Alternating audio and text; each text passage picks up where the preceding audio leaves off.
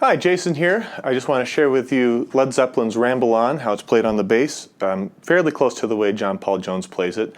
I've seen quite a few good covers of this on YouTube, but not really anybody breaking down what's going on and really explaining how it's played. This is not identical to John Paul Jones by any stretch, but it's pretty close. Even John Paul Jones wasn't identical to John Paul Jones all the time. If you listen to live recordings, he's doing something totally different every single time he plays this. But this will give you a good skeleton, a good breakdown of at least the basic structure of what's going on. And then you can kind of flesh it out however you want to accommodate your playing style or to try to imitate John Paul Jones if that's your thing. But here we go. The song's in E major. And really, in my opinion, as a bassist, it's really this bass line that's carrying all of the verses. Okay, so John Paul Jones comes in the beginning after a little bit of strumming by Jimmy with just these fifths. Okay, starting with the E on the A string, so the 7th fret, and it's just a short note. The first note of each one of these little sections is always short, so it's a...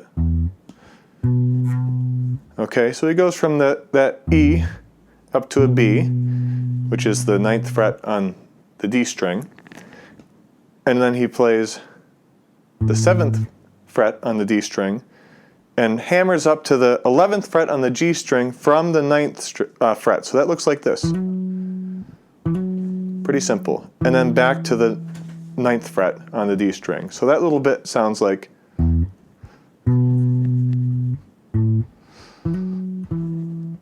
Okay.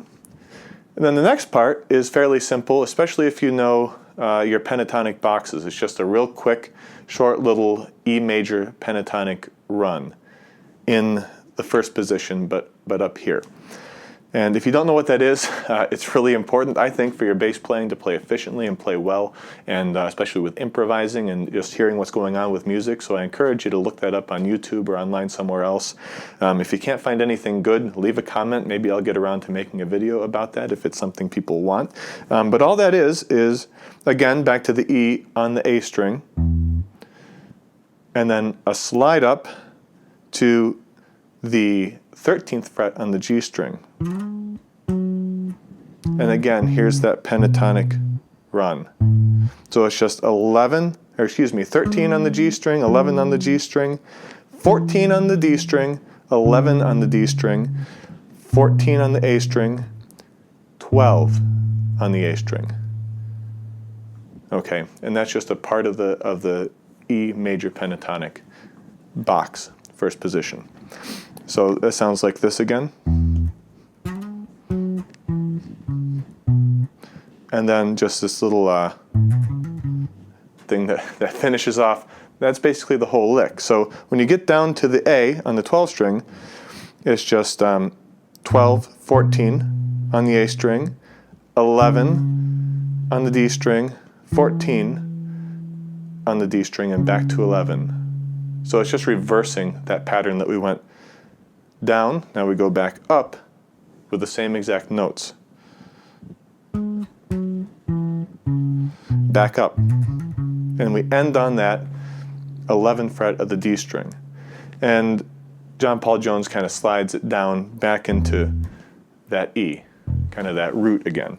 Now he doesn't play it, you can tell if you listen to the isolated tracks, he does not play this in a pentatonic box fashion. He's actually, I think, down here on the A and the D strings, because you can hear some of these little slides and very, peculiar little Jonesisms, I guess you can call them. But I find it easier to play it this way. If you really want to be die-hard, I have to capture John Paul Jones's sound. Listen to it, let your ears kind of accommodate to what's going on, and I think it'll be pretty straightforward to you. So that's the whole verse, really, and it's the same way more or less every time. One little nuance is, after the first time he plays it,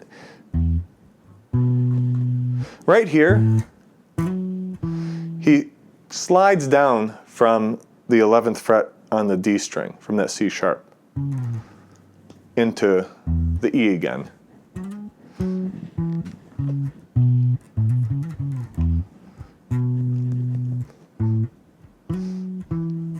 Just like that. Now that's the whole verse. There's like a pre-chorus, I guess you would call it, where he comes down to E, and he just basically plays an E major arpeggio, and he plays it on the offbeat of each count of that measure. So it's, if I can play it right, I didn't play it right because it's not an arpeggio, it's just running up the scale. The arpeggio is this little A major thing that follows it. So all that is on the E string, open, 2, 4, up to the A string. Open, 4, 2 on the D string. And then back down with open on the D string, 4 on the A string, 2 on the A string.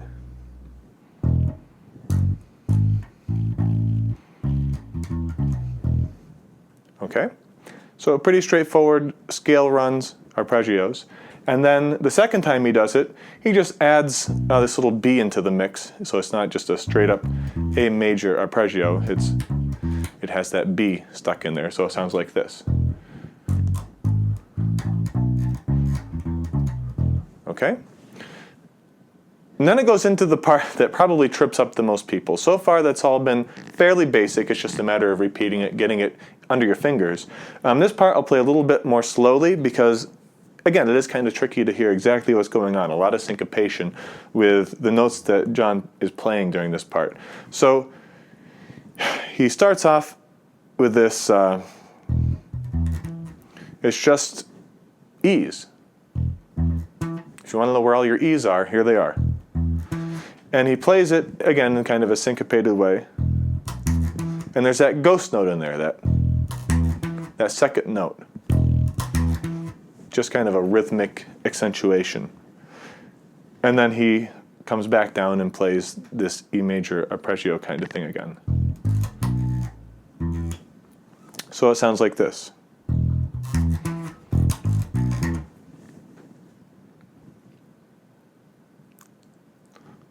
I lied earlier about the offbeat thing. That's right here. Earlier, it's on the beat, but I think you probably caught that. I'll make a little note in case you didn't catch it, so that you don't sound like you're a half beat behind when you shouldn't be. Okay, and then we go into these little kind of higher ditties that he does, and this is where, again, that syncopation comes in. And it sounds like this.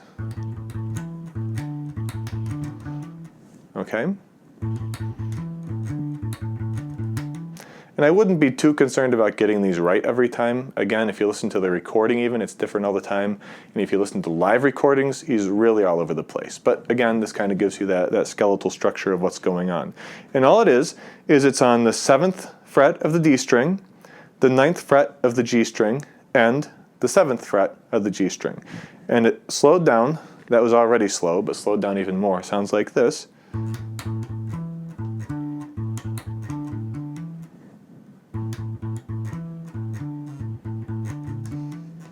Okay, so we have this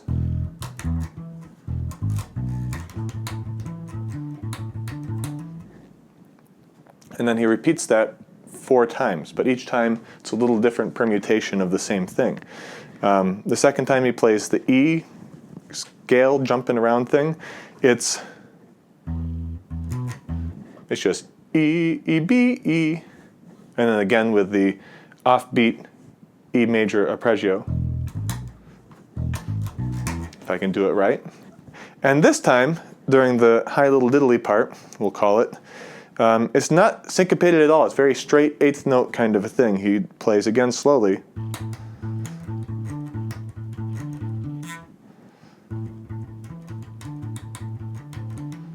Something like that, okay, where it's just all the 8th notes are filled in. It's still the same structure as before, but all those little breaks that kind of give it that jazzier syncopated feel are filled in with notes. Okay, same exact notes, same places on the fretboard, just more of them. That's the second time. Third time through, the little run is actually kind of like a broken up E major arpeggio. He plays the E, the G sharp, and then the octave E. Okay? And so that's just 7 on the D string, 6 on the A string, and they're 9 on the G string. And back down to the root E again, home on the 7th fret of the A string. And again with the offbeat E major arpeggio. And then he does the same little diddly part as the first time, which is, okay, identical to the first time. And then he does, again, the little broken up E major arpeggio. And the last time, this is, in my opinion, the trickiest part, because it just kind of ends somewhat abruptly, and until you get that syncopated feel into your brain of what he's doing here, it can be a little bit tricky, especially if you've just gotten the first little part under your fingers. And that is, it starts the same way, just ends differently. It's, if I can do it. There we go. It's harder for me to play it slowly because it doesn't have that syncopated feel when you break it down like that. But that's what's happening.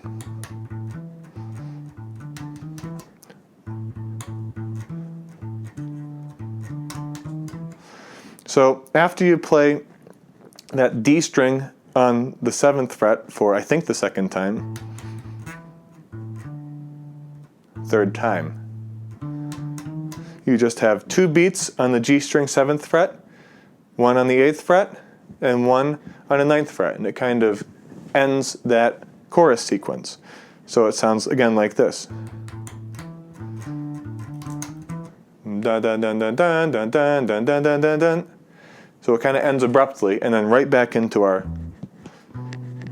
okay? You can slide, you can do the hammer on again. It's the skeletal structure, do what you want. And that's, well, that's most of the song. The only other thing is it kind of goes into this A major bridge thing. Again, I'm not sure what to call some of these sections because it actually goes from a chorus into a verse, which to me I always think of a bridge as doing the opposite, but it is what it is. And it's just kind of this little, you know, the part I'm talking about now. And all it is hammer-ons, whole step hammer-ons, up from what would be the 7th, the dominant 7th of each one of the notes I'm playing. So what do I mean by that? So here, for example, I'm playing an A, and I'm playing it on the 7th fret of the D string. I'm hammering up to that A from a G, so a whole step below. And then I'm going to come down to my 7th fret A string and do the same thing, coming up from the D, which is the 5th fret of the A string, and then down to my A again, 5th fret of the E string, again hammering on up from the G, 3rd fret of the E string. And then he bounces all the way up to the, got to count here, 7th fret of the G string to the 9th fret of the G string, and then back to this little home thing here. So it sounds like, if I can do it right, and then the second time he does it, it's kind of going to be different. It's shorter and it's going to go back into the verse.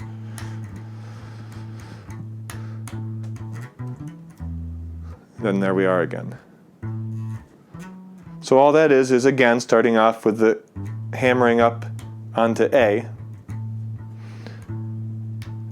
and then sliding up to B, which is the 9th fret of the D string, and doing a hammer on from 7 to 9 on the G string, and then coming right back down to our familiar chorus again.